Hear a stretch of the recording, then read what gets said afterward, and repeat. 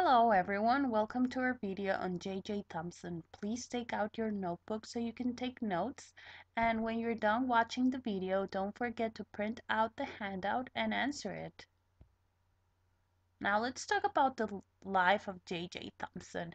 So of course, J.J. was not his real name. His actual name is Joseph John Thomson. He was born in 1856 in Manchester, England, and when he was a kid, he attended a small private school. He showed an early interest in science and was very talented, so when he was 14 years old, he attended college. In 1884, he became professor of physics at the University of Cambridge, and he had several students who were very famous and prominent, including Ernest Rutherford, Robert Oppenheimer, Max Born, and Niels Bohr. And this is very interesting because his students later became part of the people who contributed to the model of the atom. Some people even say that the major contribution of J.J. Thomson to mankind was being a physics professor because seven of his research assistants, including his son, won Nobel Prizes in physics. His son, George Paget Thomson, won the Nobel Prize in 1937 for proving the wave-like properties of electrons. J.J. Thomson himself also won a Nobel Prize in Physics in the year of 1906 for the discovery of the electron and his work on the conduction of electricity in gases. So we are going to study one of his major contributions to mankind, which was the discovery of the electron in 1897. Now, what were electrons? Well, remember electrons are negatively charged subatomic particles, and this is very important. Thomson is the first person ever to notice that the atom can be divided and that it has negatively charged particles inside of it. And that's how he came up with the idea of the plum pudding model. Plum pudding is a very British dessert, and we can think about this as a chocolate chip cookie model. J.J. Thomson also discovered isotopes, which will be studied later on in this unit, and he invented a mass spectrometer, which is a tool used in analytical chemistry to identify the amount and type of chemicals that are present in a sample, and this is done by measuring the mass to charge ratio and the abundance of gas phase ions.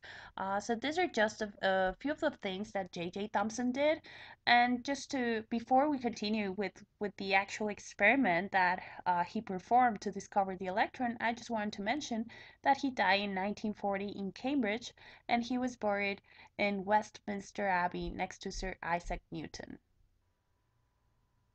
Here we have the experiment J.J. Thomson used to discover the electron, and this is called a cathode ray tube. What a cathode ray tube is, it's basically a vacuum chamber. There are no gases inside this glass tube. The only thing we have here are two electrodes. One is called the cathode and the other one is called the anode. When we turn the power supply on, which we have up here, we could see, or we can see, in this case we cannot see it because this is an illustration, but in real life we could actually see a beam of electricity flowing, and that beam is called a cathode ray. J.J. Thomson was working with cathode rays.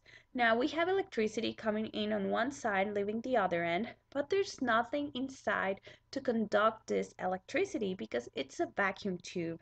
So what J.J. Thomson did, which was very interesting, is he decided to apply a magnetic field to this cathode ray. And we can see that here with the negative plate and the positive plate. So these are magnets. We have a magnetic field. And what happens is something very interesting. You see that the beam, instead of flowing from one end to the other, when you apply a magnetic field, the beam is attracted to the positive plate. So what does this tell us about the beam if it is attracted to the positive plate? Well, this means that the beam has a charge. The negative pole, which is right here, pushes the beam away, and the positive plate will be the one that attracts the beam, so that's why we have this curve here. It's bent towards the positive plate. And this tells us that there are negatively charged particles in here. So J.J. Thomson was actually able to do a charge mass ratio to his particles, and he found that the particles that were inside were 1,000 times lighter than a hydrogen atom. Now, at that time, that was very profound. Remember, the last scientist we talked about was Dalton, and he didn't mention anything about having smaller particles than an atom. Hydrogen is the smallest atom that we could find. So, to have something that is actually smaller than hydrogen, it's a huge step. So, first, J.J. Thomson called these smaller particles corpuscles, but then he gave them the name electrons. And this is the famous experiment that showed us how electrons were discovered in 1897. Let's talk about J.J. Thomson's proposal for atomic theory. Number 1 states, an atom consists of a sphere of positive charge with negatively charged electrons embedded in it, which he had just discovered. Number 2, the positive and the negative charges in an atom are equal in magnitude, making the atom neutral.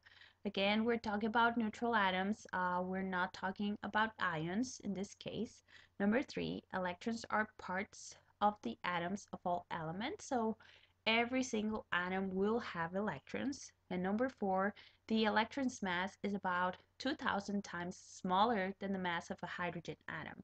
And now that I think about it, I think that in the cathode ray tube experiment, I said 1,000 times smaller. Well, it's 2 times that, okay? So it's almost 2,000 times smaller than the mass of the hydrogen atom. Finally, we have the atomic model that J.J. Thomson proposed. We talked earlier about the plum pudding model, so here we have it. There's a plum pudding.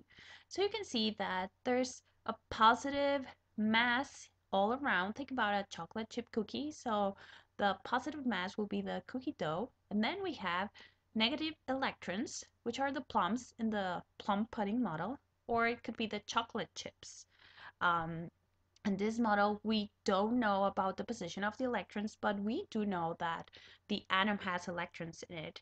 Now, the positive mass is, again, it's like a cookie, okay? It's all over the place. Later on, we will see if this model is correct or not, but this is the model that J.J. Thomson proposed back in the day. And you have to remember the positive pudding and the negative electrons, which are the plums, or think about the chocolate chip cookie. Finally, we're going to watch a video on the discovery of the electron, and I hope you guys enjoyed this video as much as I did, and I'll see you in class.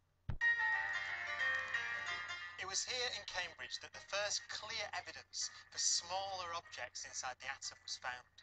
Many of the great scientists of history have walked these streets, and one of the greatest was J.J. Thomson, who became the director of this, the old Cavendish laboratory. In 1896, Thomson had just got his hands on this new piece of kit. Now, it's essentially a particle accelerator. When this plate's heated, particles are emitted. They're accelerated by these electrodes. They pass through these two plates across which you can apply voltage, and they hit the end of the bulb here on a screen which glows so you can see the beam. Now this is a modern version of Thomson's apparatus. Again, we've got the particle accelerator, and there's a screen in there so you can see the beam glow. What Thomson did was he varied the voltage across the plates, and he measured the amount of bending as the voltage changed. That allows you to deduce the mass of the particles in the beams. Now, the lightest known particle in Thomson's day was the hydrogen atom. But Thomson found from these measurements that the particles in this beam are almost 2,000 times lighter than hydrogen atoms. Thomson had discovered the first subatomic particle, the electron. The electron owes its practical utility to its smallness. Like apparently Shakespeare,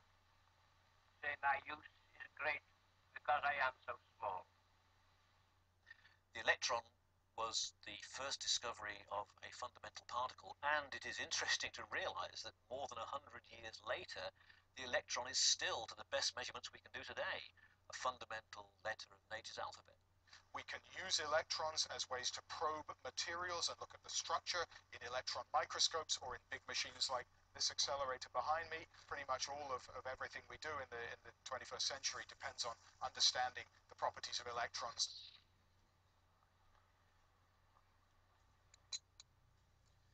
Thomson had discovered that the atom is not the fundamental building block of matter. There are smaller objects inside. So atoms could no longer be thought of as hard, indivisible spheres. But how did the electrons fit inside the atom? Thomson suggested that the atom was something like this muffin, with the negatively charged electrons embedded in a positive body. It would be a student of Thomson's that proved him wrong.